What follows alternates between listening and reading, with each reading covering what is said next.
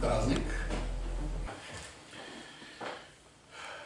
Днес съм ви подготвил една проповед, която се казва "Мъдрите ще разберат". Ще започна с Матей 10 глава, 16 стих. Ето аз ви изпращам като овце посред вълци. Бъдете прочее разумни като змиите и незлобливи като гълъбите. В другия превод се казва бъдете мъдри като змиите. Защо като змиите?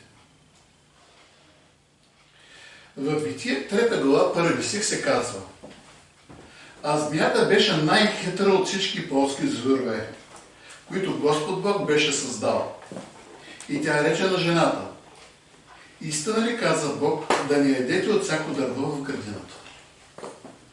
Как така Христос в Матей казва, че змиите са мъдри, а в Битие се казва, че змията била най-хитра? Можем ли да кажем, че двете са едно и също? Да си зададем въпрос. Дали Бог създаде змията хитра? Или някой я направи хитра? Някой.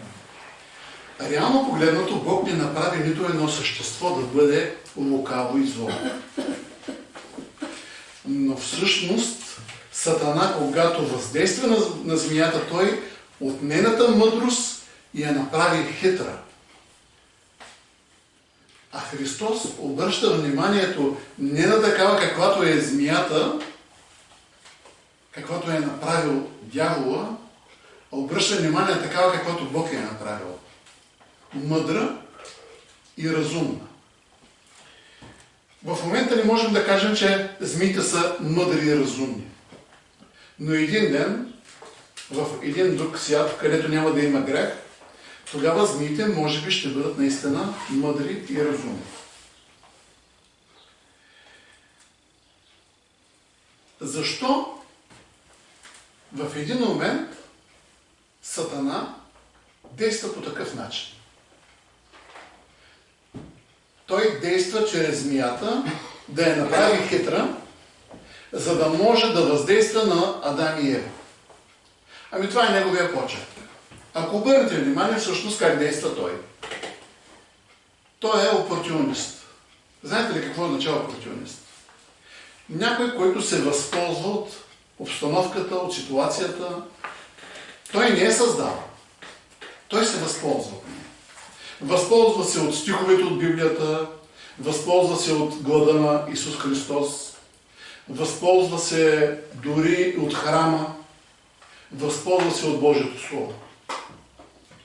И просто променя поляритета на тези, които използва. Както в урока разгледахме, че апостол Павел е бил с една настройка, за да гони християните, и в един момент при срещата си с Христос, той сменя своята посока на 180 градуса и от гонител на християни самия той става християнин. Горе-долу по подобен начин работи и Сатана.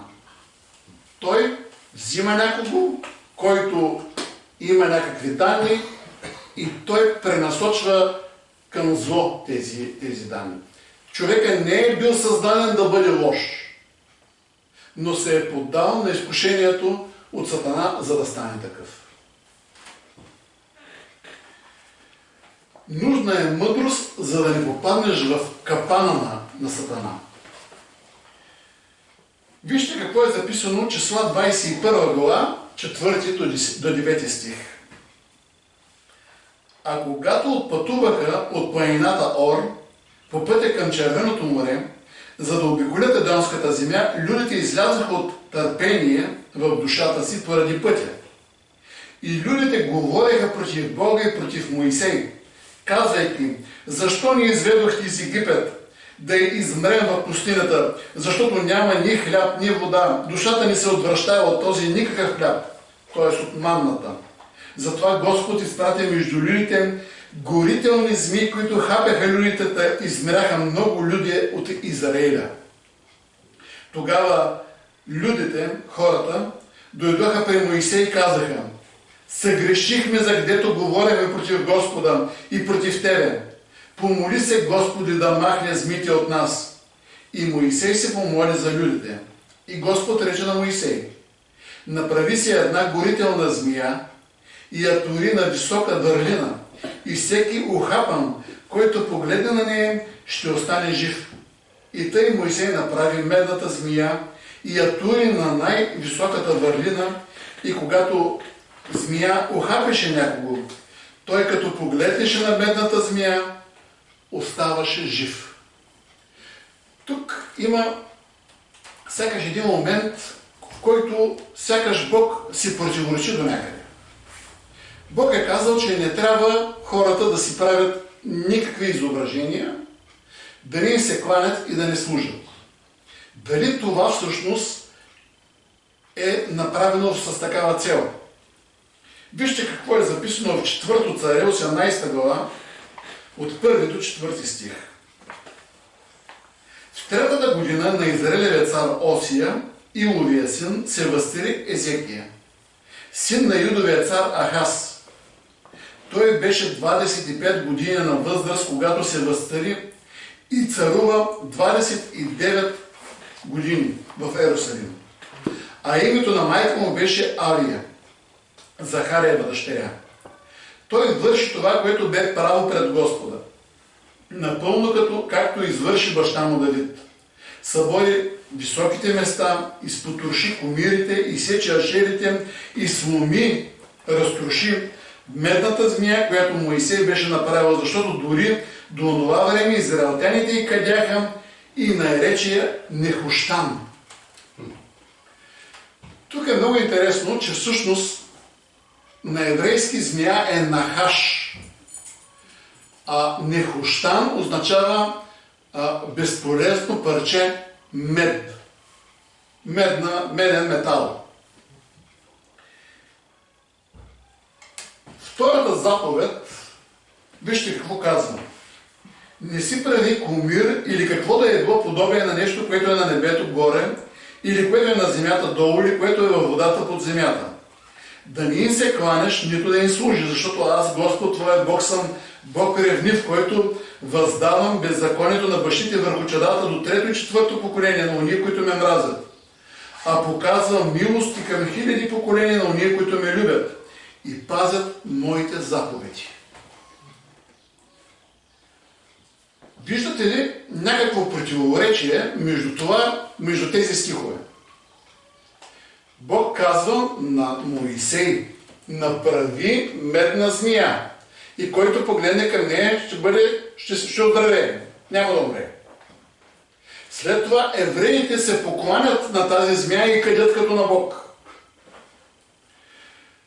Втората Божия заповед ясно казва какво не трябва да бъде.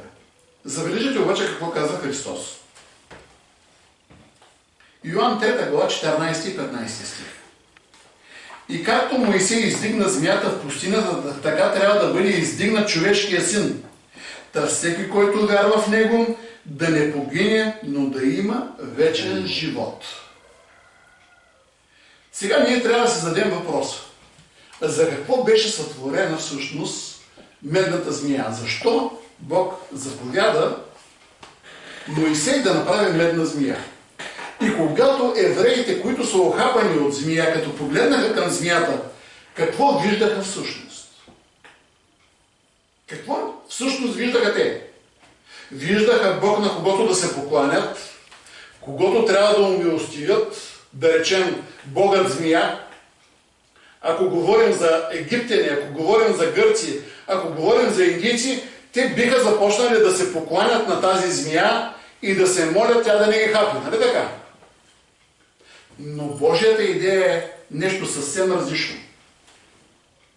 И не случайно е дадена в Библията и тази случка и това, което се развива покрай нея, всъщност има голяма стойност за нашето разбиране за истинското поклонение. И то е свързано с края на 13 глава на Откровение и началото на 14 глава на Откровение. Там е разковничето. Какво е било, за какво е служила медната змия? В момента този, който е ухапан от змията, като погледнал към медната змия, какво е виждал? Виждал е собствения си грях. Това, което доведе змиите. Какво доведе змиите? Роптанието на Божия народ, тяхното недоволство и тяхните грехове. Кой изпрати змиите? Бог изпрати змиите. Защо? Защото те бяха недоволни. Тук има една много интересна игра на думи. Значи, когато са тръгнали от планета Ор, знаете ли какво означава планета Ор? Ор означава на еврейски светлина. И като са излязли от светлината и са тръгнали между народите, в един момент те са загубили светлината си и са започнали да роптаят. Нещо подобно се е случило с християнския свят. Когато загубиха светлината, помните ли какво е казал в гласта към Ефес? Имам едно нещо против тебе. Какво е? Че си забравил първата си любов. Какво е всъщност първата любов в живота на един християнин? Тя е неговата светлина. Любовта е пътеводната светлина на истинския християнин. И когато тръгнаха между другите народи, между хората, които са в тъмнина, загубяха представа за истинската светлина, за Божията светлина. И започнаха да роптаят. Ама това не ми харесва, онова не ми харесва, ама това защо, онова защо. Те не гледаха всъщност това, че въпреки, че бяха в пустинята, в продължение на 40 години, те не останаха гладни нито един ден. Всеки един ден Бог им осигуряваше храна. Дрехите ли без дрехи ли останаха? Не. Божието Слово каза, че дрехите им не увехтяха за 40 години. Божието Слово каза, че обувките им, сандалите им не увехтяха. Но те не виждат тези неща. Те виждат други неща. Мръзнани от този хляб. Искаме друго. Искаме това. Искаме да се върнем в Египет. Искаме да ядем краставици. Искаме да ядем чесан. Искаме дини. Това не се случи ли в момента с християните? В момента християните сякаш повече не интересува цена на домати, колко биле стрували черешите, какви биле дините, каква ще бъде пенсията, каква ще бъде заплатата, какви ще бъдат осигуровките. Да, ние сме в момента в света. Загубихме истинската светлина, влязахме в тъмнината и Сатана използва този момент. Сатана използва този момент и не дава така някой да ни каже само, да ни пусне само мушичката, да започнем да роптаем. От това съм недоволен, от това не съм доволен и почваме. И почваме да пеем и не се усещаме, че всъщност ние роптаем пред Господа.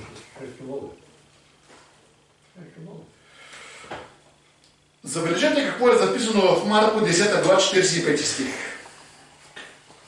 Защото наистина човешкия син не дойде да му служат, но да служи и да даде живота си откуп за мнозина.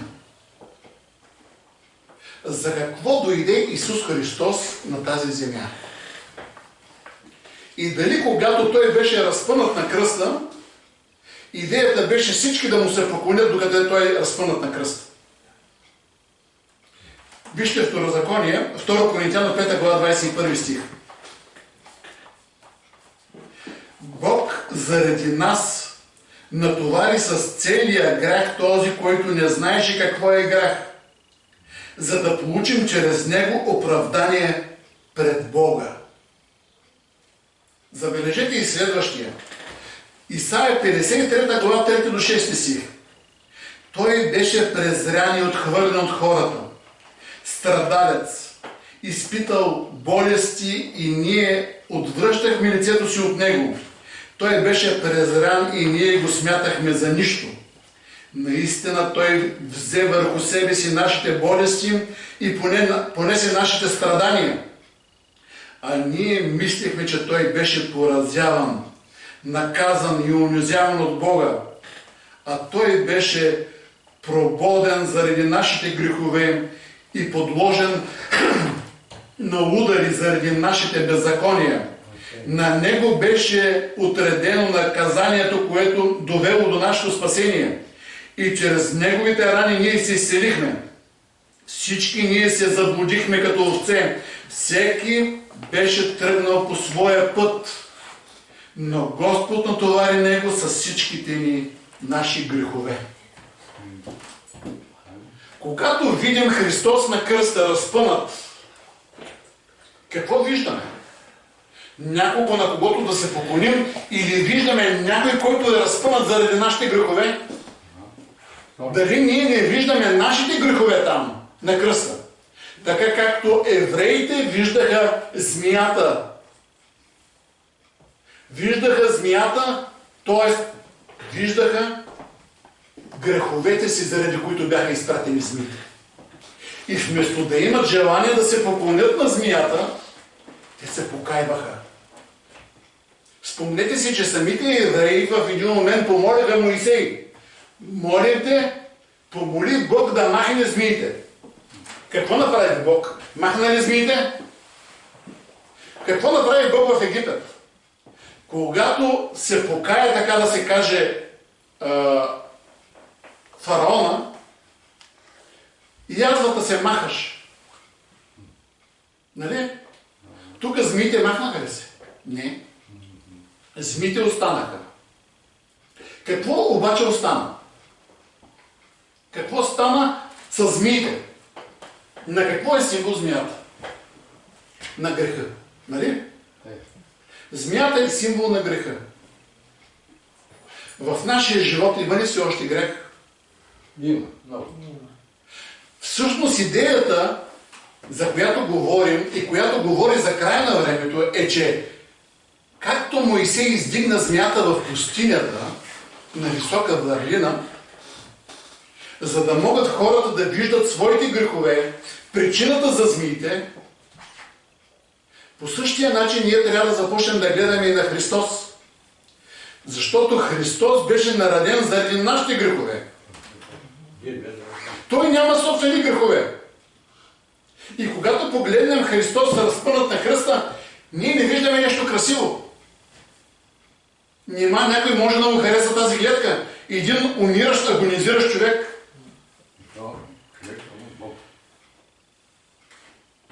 Вижте какво е записано. Филипяна 2 глава 6-11 стих. Той, който беше Бог по природа, не се възползва от равенството си с Бога, но унизи себе си, като стана служител и се уподоби на човек. А когато се яви като човек, той смири себе си и стана послушен дори до смърт, до смъртта на кръста. Затова Бог го извиси и му даде име, което е над всяко друго име, тъй че в името на Исус Христос да се преклони всички колене, всичко, което е на небето, на земята и под земята, и всяка уста да изповяда за слава на Бог Отец, Исус Христос е Господ. Кога всъщност беше възвеличен Христос да му се поклонят всички? Тогава, когато беше на земята ли? Или след възкресението, когато се върна при Бога? След като се върна при Бога. Дори когато Христос разговаряше с Мария Магдалина, той каза: не се допирай до мене. Още не съм се възнесъл. Сякаш още не знае резултата от това, което е направил. Камо ли някой да му се покланя като на Господ? Камо ли някой да му се покланя като на Бог? Вижте каква е разликата. Второзаконие 21 глава, 22-23 стих. Ако някой извърши престъпление, което се наказва със смърт и бъде осъден и ти го обесиш на дърво, тялото му не бива да остане през нощта на дървото. Погреби го в същия ден, защото обесеният е проклет от Бога. И ти не трябва да оскверняваш страната, която Господ твоя Бог ти е дал, за да я владееш. Какво означава това? Че Христос се разпънат на кръст е проклет за Бог Отец. Проклет от Бог Отец. Представете ли си за какво става въпрос? Това е една картина, която ни показва, че всъщност греха е разпънат на кръст. И всеки един, който виси, казва, на дърво, е проклет от Господа.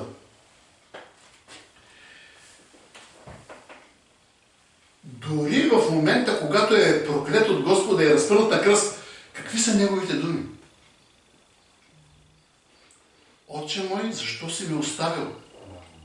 В този момент Бог се отдръпва от него. Какво каза Словото? Не окасява моята ръка, вашите грехове ми пречат. В момента Христос е натварен с всичките грехове на света. В този момент, докато е на кръста, Христос е в най-слабото си състояние. Никога преди не е бил в по-слабо състояние. Защо? Първо, отхвърлен от всички човеци. Какво казват тези, които пътуват за Емаус? А ние си мислихме, че той е еди кой си. В момента те дори казват, ние сме се лъгали. Той всъщност е бил един човек, един обикновен човек. Отхвърлен от всички хора. Признат от единия само престъпник, разпънат на кръст.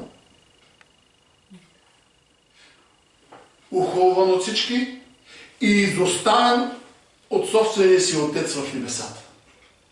Най-слабото му състояние. Тоест Христос на кръста е като змията в пустинята. Никой не й се покланя. Всеки, който види това нещо, се отвръщава и вижда собствените си грехове. Вижда собственото си място. Защото Христос е застанал на нашето място. На моето място. Защото закона казва, че този, който е грешник, този, който е съгрешил, трябва да умре. Христос застава на моето място, умира и никой не желая да бъде на това място. Никой не се покланя на това място.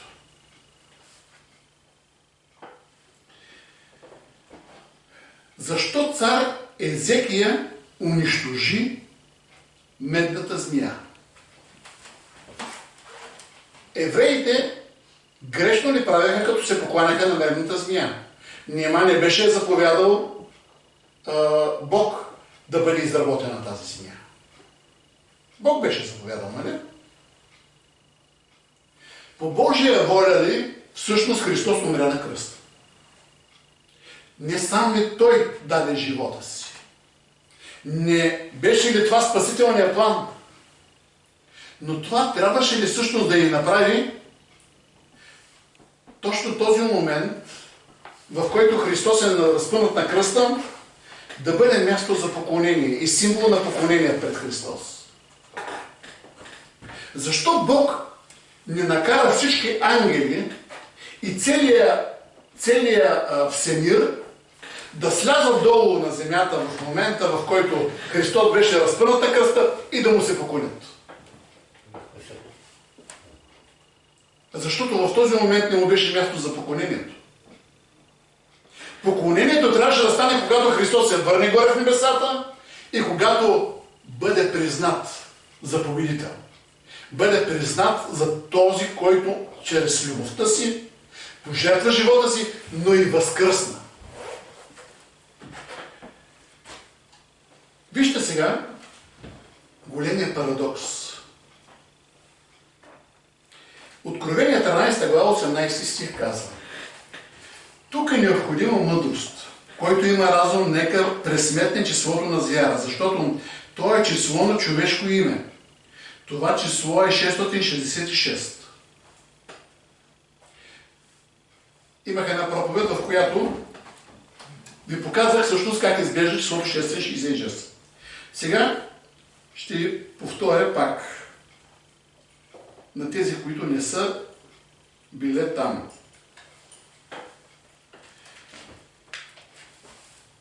За да изпишем числото 666 на еврейски, на На нас ни трябват 4 числа. Не 3, а 4. В еврейския начин на изписване, понеже най-голямото число в еврейската бройна единица е числото 400. И това е числото Тав. Буквата Тав, която се изписва като кръст. Съжалявам, че в момента не мога да увелича повече. Това е буквата Тав. Старото изписване, което е било още пред потопната писменост, се е изписвало с кръст и означава знак, подпис, договор. За да стигнем до числото 600, трябва да отидем на буквата Реш, числото 200. И тя означава глава, авторитет, първи. За да запишем числото 60, слагаме буквата Самех, означава бодлив храст, опора, ръка, затоягата. Интересно, че този бодлив храст е направен като търнен венец. И числото 6, което е Вав, означава гвоздей, означава сигурен, добавен и. Както виждате, Тав е кръст, Реш е глава, първия, Самех е трънен венец, а Вав е гвоздей. Какво виждаме? Виждаме първия, главата на всички човеци, човешкия син, разпънат на кръст. Христос казва, защото това е име на човек. Той не казва, че името на звяра, а казва, числото е име на човек.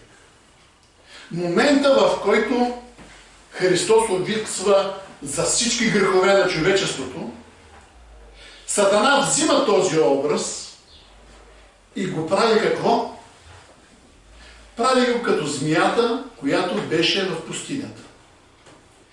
Целта за змията, която беше в пустинята, беше да напомни на хората за тяхните грехове и да предизвика покаяние. Не поклонение. Покаяние. Какво означаваше думата покаяние? Промяна на пътя. Промяна на посоката, смяна на начина на мислене. Сатана взима най-слабият момент, в който е Христос. Момента, в който Христос не е признат от никого, тогава, когато е натварен с всичките грехове, тогава, когато е прикован на кръста и тогава, когато е без Бог.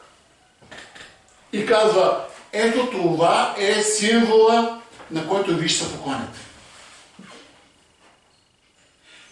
И какво се случва всъщност? Сатана прави така, че да създаде един образ, който изглежда, че все едно се поклониш на Бога. Ти си мислиш, че когато се поклониш на Христос, докато е на кръста, ти се поклониш на Бога. Но всъщност по този начин ти се покланяш, ти нарушаваш втората Божия заповед. Втората Божия заповед казва да си правиш кумир, нищо, което изглежда на нещо, което ти да го изобразиш и да му се кланяш. Вижте какво е записано във Второзаконие, 4 глава, 15-16 стих. И така внимавайте добре на себе си, понеже в деня, когато Господ ви говори на Хорив и след огъня, вие образ не видяхте, затова бягайте от покварата и не си правете идол. Образ на някакъв кумир, подобен на мъж или жена. Дори ако този кумир изразява идеята за Христос. Ако ние си направим един образ, на който виждаме един човек, разпънат на кръста и на него е един венец, въпреки че образ за 100% не е на самия Христос, ние какво си казваме? Това е Христос. Знаете ли колко много хора всъщност са разпънати на кръст? милиони са разпънати на кръст. Обаче ние, когато видим този образ, си казваме, това е Христос. Няма друг. Нали така? И започваме да се покланяме. Това е идеята всъщност на Сатана. Да създаде един образ, който хората, като го погледнат, хем да си мислят, че се покланят на Бога и в същото време да се грешават на Бога. И по този начин Бог да не може да им помогне. Защото когато ние се грешаваме на Бога, Бог се отдърпа ръката от нас. Параграф 22. Хитър ли е дявола? Много е хитър.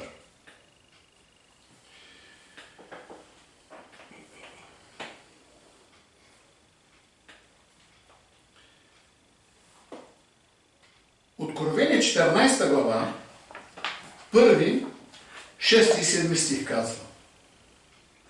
След това видях, ето агнецът стои на планината Сион и заедно с него 144 000 души, които имаха на челата си написано неговото име и името на неговия отец. Какво правеше всъщност Сатана? Чрез звяра поставяше знака 666 на челата и на ръцете на тези, които му се покланят. Идол. Макар да изобразява се едно, че е свързан с Бога. Слаби един идол и този идол е подобие на нещо, което прави Бог. След малко ще видим. Казахме, че тук всъщност 144 000 имаха на челата си, също и те имат написано неговото име и името на неговия отец.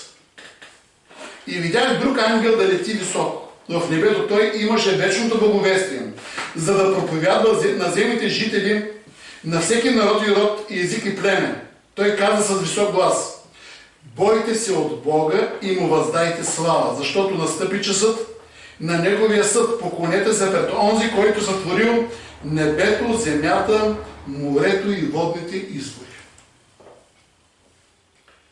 Кой е знакът на челата на Божият народ? Езекил 20 глава, 19-20 стих казва: аз съм Господ вашия Бог. Следвайте моите заповеди и спазвайте моите разпореждания. Изпълнявайте ги. И освещавайте моите съботи, за да бъдат те знак между мене и вас, така че да узнаете, че аз съм Господ вашия Бог. Знаете ли как е записана тази дума знак на еврейски? И че всъщност в тази дума има две букви от тези, които са използвани за 666. Едната буква е кръста, другата буква е гвоздия. Какво липсва? Липсва човешкия син и трайния венец. Какво има на тяхно място? Всъщност думата се изписва с първа буква Алеф, което означава едно. 1000. И означава Бога. Невидимия Бог. Волът. Предния път ви казах, че волът е като една сила много по-силна от нас, която идва и си предоставя труда, за да можем да изорем нивата. За да можем ние да изорем нашата нива, да изорем това, което Господ ни е заповядал да направим. Но Той казва: аз ще ти помогна да изореш. Ти просто трябва да хванеш работа с двете си ръце. Аз съм този, който ще тегли плуга. Аз съм този, който ще вложа цялата си сила.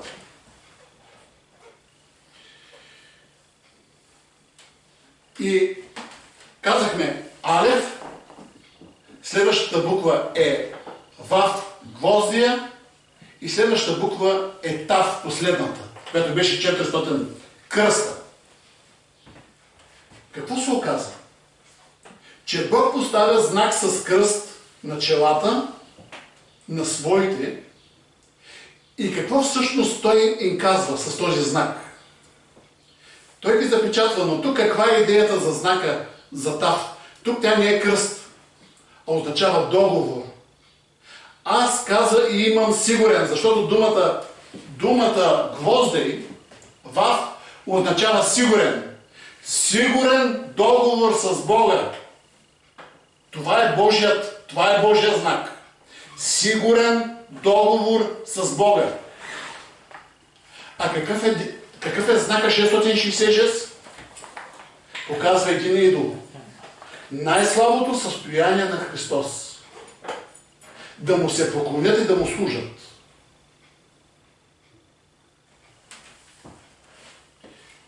Забележете. Йоан 4 глава, 23-24 стих. Но идва часът и вече е дошъл, когато истинските поклонници ще се поклонят на Отец с дух и с истина. Как ще се покланят? Ще виждат ли нещо, за да се покланят истинските поклонници? Ще имат ли нужда от идол да се поклонят? Йоан 14 глава 23-24 стих. Исус в отговор му рече: ако някой ме обича, ще спази учението ми и моят Отец ще го обикне. Ние ще дойдем при него и при него ще живеем. Който не ме обича, не спазва думите ми, а учението, което слушате, не е мое, а на моя Отец, който ме е изпратил. Може ли всъщност дявол да направи нещо по-хитро от това? Да вземе идеята за Христос и да я използва против Христос. Спомните ли си как дявол използва Петър? Когато Христос говореше за това, че трябва да отиде на кръста, какво му каза Петър на Христос? Аз няма да позволя това да се случи. Никак няма да се случи това нещо. Какво му отвърна Христос? Махни се от мене, Сатано. Ти си ми съблазън. В този момент Сатана работеше чрез Петър. Сатана работи по начин, който ние не можем да очакваме. Как работеше? Работеше като змия на дървото на познание на доброто и злото срещу Ева. Работеше като жената на Петефри, която изкушаваше кого? Йосиф. Работеше като съпругата на Йов. Работеше като приятеля на Йов. И много други образи, в които Сатана работеше прикрито. Защо се прикрива? За да може да бъде извървен човек. Знаете ли, че в момента има такива измами, които могат да ти звъннат по телефона, да изписва номера на този, който ти си мислиш, ще звъни, да се вижда неговото лице, даже неговата снимка, но всъщност някой друг да ти говори. Някой друг да се мъчи да ти извърши. Това вече с новите технологии е напълно възможно. И го имайте предвид. Но в духовния свят това вече е от преди 6000 години. Сатана работи по този начин. Крие се зад някой друг, ти си мислиш, че разговаряш с някого, някой, който ти е близък, някой, на който искаш да помогнеш, а неговата цел е просто да те хване в неговата примка. И това е злото. Това е същината на злото. Същината на злото, тя се радва, когато успее да излъже някого. Тя не съжалява, че е излъгала някого. Злото затова е зло, защото то се радва, когато извърши зло. И се хвали какво голямо зло е извършено.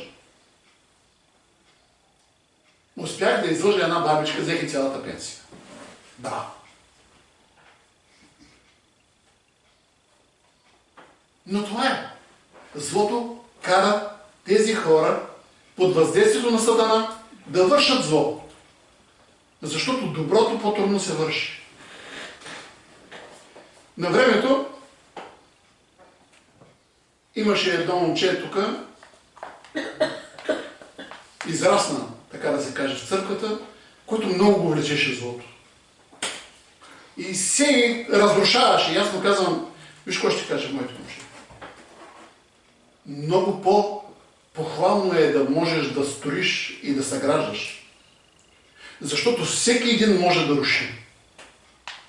И голямата сила не е в това да можеш да разрушиш, да излъжеш, а да съградиш, да направиш добри неща. Защото там се изисква енергия, там се изисква мисъл, там се изисква желание. А всеки един може просто да ритне нещо и да го щупи. Това нещо, колко труд е карен, колко мисъл за да бъде изработен, но е достатъчно просто да го пусна на земята и да спре да работи. Това мога да направя. Всеки може да го направи. Едно малко бебе може да го направи. Но това е всъщност делото на Сатана. Да разрушава. И това е силата му против Бога. Да разрушава това, което Бог е сътворил. Какво е сътворил Бог? Бог се е опитвал през всички тези години да твори като нещо. Взаимоотношения между Него и Неговите деца. Така ли е? Поканвал ги всяка една събота да дойдат при Него, да разговарят с Него и Той да ги освещава, Той да им дава дарове. Той ги кани на гости, не те да му носят дарове, а Той да ги обдарява. И какво се случва?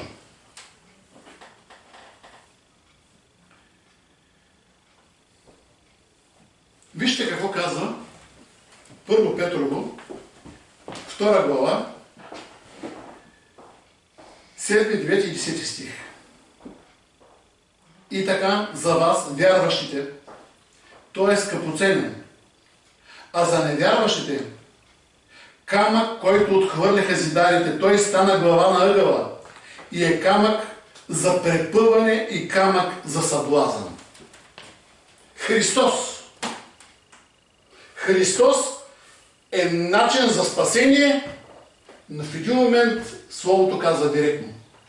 Той може да бъде и за съблазън, ако бъде използван от дявола. Но какво казва 9 стих? Но вие сте избран народ, царско свещенство. Свят народ, народ, който Бог придоби, за да възвести величието на онзи, който ви е призовал от тъмнината в чудната своя светлина. Вие, които някога не бяхте народ, сега сте Божий народ. Които не познавахте Божията милост, сега бяхте помилвани. Забелязали ли какво се случва? Сатана по всякакъв начин се опитва да разруши Божието дело и да излъже Божите деца. Но Бог е дал възможност на един нов народ да се прилепи към Господа и да се върне отново в небесата, да се върне отново в семейството на Бога, да стане отново част от целия космос. Откровение 12 глава 17 стих казва: тогава змеят се раздари против жената и потегли на война с останалите му от потомството й. Онези, които спазват Божиите заповеди и които свидетелстват за вярата си в Исус. Сатана отиде да воюва. Тръгна на война. Срещу кого? Срещу някого там. Не, мили брати и сестри, срещу нас. Ние сме във война. А се казва, че във война всичко е било позволено. Във войната и в любовта всичко е било позволено. Щом като говори за тези неща, Сатана, виждаме, че той без война е готов да лъже и да мами и да прелъстява. А колко повече, когато си в открита война и колко повече, когато цялото небе каза тежко на земята, защото дявол е слязал разярен и използва всяка една възможност използва да бъде изписан номера на Бога във вашия телефон. Да излезе, че е сякаш неговия образ като кръст, Христос разпънат на кръст, че сякаш Бог ви говори. Какво казва Словото? Че дявола се преобразявал на светъл ангел, за да излъже. Матей 7 глава 21 и 23 стих казва: не всеки, който ми казва Господи, Господи, ще влезе в небесното царство, а онзи, който изпълнява волята на моя небесен Отец. Мнозина ще ми кажат на съдния ден: Господи, Господи, не пророкувахме ли в Твоето име? И не изгонвахме ли бесове в Твоето име? И не правихме много чудни дела в Твоето име? И тогава ще им кажа открито: никога не съм ви познавал, махнете се от мене, вие, които вършите беззаконие. Когато кажем, че в Езекил 20 глава 20 стих се говори за съботата, там се говори не само за съботата. Съботата всъщност е гвоздея на 10 Божии заповеди. Център. Съботата всъщност е външния знак. Сега тръгвам, излизам и една комшинка ми казва: много хубаво се облякал. Днеска е събота. Тя се усеща, че днеска е събота. Ние сме свидетелство пред целия свят. Ние сме за осъждане и за благословение. Какво ползва Бог, ако ние си сложим един голям кръст с разпънатия Христос на него и започнем да му се кланяме? Това всъщност ще покаже ли нашата вярност към Бога? Не. Това ще покаже колко малко познаваме Бога. Колко малко познаваме Неговите заповеди.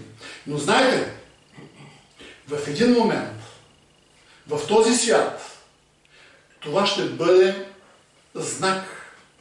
Ще карат хората да се покланят и ще кажат: който не се поклони, значи не служи на Бога. Ще кажат: ти си изменник. Ти не се покланяш пред Христос на кръста. Аз се покланям на живия Христос, който е в небесата. Който не само умря на кръста за моите грехове, но който и възкръсна. И който в момента царува. И всички му се покланят. И аз му се покланям. И какво казва 14 глава? Какво казва първия ангел? Какво казва вечното благовестие? Поклонете се на Христос ли казва, когато беше на кръста, или казва: поклонете се на онзи, който сътвори небесата и земята, морето и водните извори, всичко е в тях. На кого? На Твореца. Този, който беше скрит в Христос. Не на тялото, не на човешкия образ.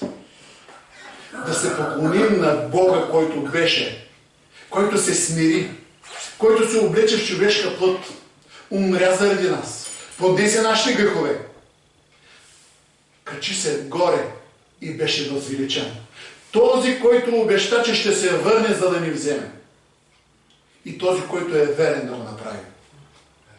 Този, който остави закона си като знак на тези, които го чакат. Да сложат закона на сърцето си, на челото си и на ръката си. За да могат всички да знаят. Да познаят кой е техният Господар. Кой е нашият Господар. Вижте какво е записано във 2 Солунци 2 глава 9 до 12 стих. Но беззаконникът ще дойде чрез действието на Сатана с всякакви сили, лъжливи знамения и чудеса и с всякакви нечестиви измами, но онези, които вървят към погибел, защото не са приели да обичат истината, която ще ги спаси. Затова Бог ще остави да ги завладее заблудата, за да повярват на лъжата. И ще бъдат осъдени всички, които не са повярвали в истината, но им се е понравила неправдата. страшни думи. Страшни думи Бог да позволи лъжата да действа, за да пресее неговия народ от фалшивия негов народ. Ще завърша с малко оптимизъм. Какво казва Даниил в 12 глава, 10 стих? Множина ще се чистят и избелят и ще бъдат опитани, а нечестивите ще вършат нечестието. И никой от нечестивите не ще да разбере, но разумните ще разберат. Бог да ни благослови да бъдем от разумните. Да не бъдем от хитрите. Да не бъдем от тези, които избират най-лесния път. Да не сме от онези, които се кланят на видимите неща, а загърбват невидимите. Нека да бъдем от тези, които се оплувават на невидимия Бог. Този, който огря сърцата ни. Този, който извика светлината съществуване. Този, който ни направи способни да го опознаем. Бог да ни благослови за това. Амин. Благодаря ви.